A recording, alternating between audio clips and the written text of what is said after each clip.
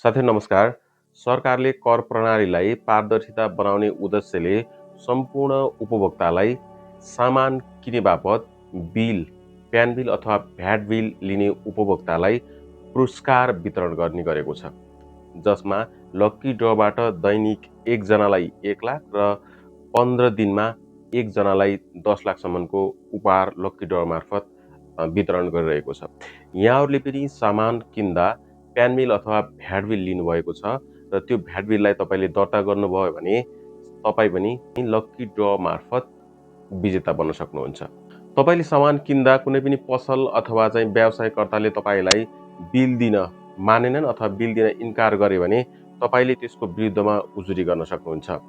आजको म यस भिडियोमा तपाईँले कसरी उजुरी गर्न सकिन्छ भनेर सम्पूर्ण डिटेल यो भिडियोमा देखाउनेछु। यहाँहरूले भिडियोलाई अन्तिमसम्म हेर्नुहोला। जसको लागि तपाईँले आफ्नो मोबाइलमा अथवा कम्प्युटरमा कुनै वेब ब्राउजर खोल्नुहोस् र सर्च बक्समा ird.gov.nt हानेर सर्च गर्नुहोस्। त्यति गरिसकेपछि IRDको वेबसाइट खुल्छ र माथि टपको दायाँतिर रहेको 3वटा धर्कामा क्लिक गर्नुहोस्। त्यसपछि अलि तल देखिन्छ तपाईँको सम्पर्क नम्बर अथवा गुनासो तथा उजुरी दुईटा अप्सन देखिन्छ। यो दुईटै अप्सनबाट तपाईँले उजुरी टिपाउन सकिन्छ। पहिलो नम्बरमा सम्पर्क भन्ने छ। सम्पर्कमा क्लिक गर्नुभयो भने त्यहाँ सम्पूर्ण आन्तरिक राजस्व कार्यालयका डिटेलहरू देखिन्छ। नेपालमा कुन कुन ठाउँमा आन्तरिक राजस्व कार्यालयको अफिसहरू छ त्यो अफिसको बारेमा डिटेल देखिन्छ र त्यहाँ नम्बरसहित सूचना अधिकारीको नम्बरसहित डिटेल देखिन्छ।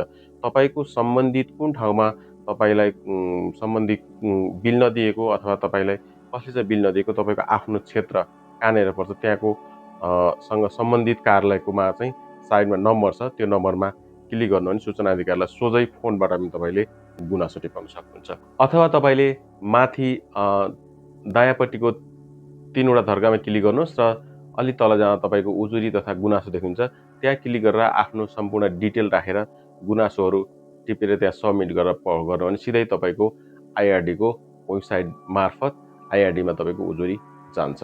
अथवा तपाईँले आन्तरिक राजस्व विभागकै वेबसाइटमा तल नम्बर दिएको छ त्यो नम्बरमा पनि तपाईँले टिपाउन सक्नुहुन्छ।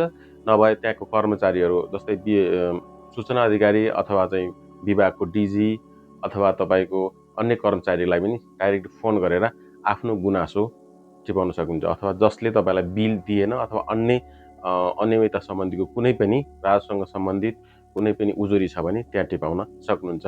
त्यति मात्रै नभएर नेपाल सरकारको हेलो सरकार अन्तर्गत रहेको पोर्टलमा गएर पनि तपाईँले आफ्नो उजुरी टिपाउन सक्नुहुन्छ।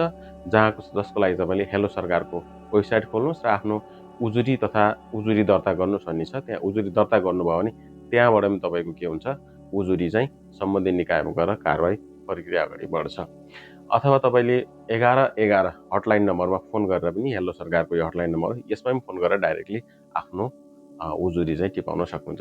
यसरी तपाईँले कुनै पनि पसल अथवा कुनै पनि तपाईँको व्यवसायीहरूले आफूले सामान किन्दा वस्तु तथा सेवा खरिद गर्दा तपाईँलाई बिल दिएको छैनन् भने आफूले डाइरेक्टली के गर्न सक्नुहुन्छ उजुरी गर्न सक्नुहुन्छ। अहिले पछिल्लो समयमा उजुरी गर्नेको सङ्ख्या बढिरहेको छ किनभने धेरै पसलहरूसँग प्यान बिल हुँदैन, उहाँहरूले बिल दिन इन्कार गर्नुहुन्छ अथवा मान्नुहुन्न। यसरी तपाईँले आफूलाई कुनै पनि पसलले अथवा कुनै पनि व्यवसायीले सामान किने बापतको बिल जारी गरेन अथवा बिल दिन मानेन भने डाइरेक्टली तपाईँले के गर्न सक्नुहुन्छ गुनासो टिपाउन सक्नुहुन्छ है त। यहाँहरूले यो गुनासो टिपाउनु भयो भने पनि के हुनसक्छ भोलिका दिनहरूमा धेरैभन्दा धेरै पसलहरूले आफ्नो प्यान बिल अथवा भ्याट बिल काट्छन् अथवा इस्यु गर्छन्, जसले गर्दा करको दायरामा आउँछन् र तपाईँ हामीलाई लक्की ड्र मार्फत पुरस्कार पनि पढ्ने सम्भावना हुन्छ। यो थियो कसरी कुनै पनि पसल अथवा व्यवसायीहरूले तपाईँलाई प्यान बिल अथवा भ्याट बिल इस्यु गरेनन् अथवा दिएनन् भने उजुरी गर्ने जानकारीमूलक भिडियो। यहाँहरूलाई भिडियो कस्तो लाग्यो यदि मन पर्यो भने लाइक गर्नुहोला। यस्तै जानकारीमूलक भिडियो हेर्नको लागि हाम्रो फेसबुकलाई फलो गर्नुहोला। युट्युब च्यानलबाट हेर्दै हुनुहुन्छ भने हाम्रो च्यानललाई सब्स्क्राइब गर्नुहोला।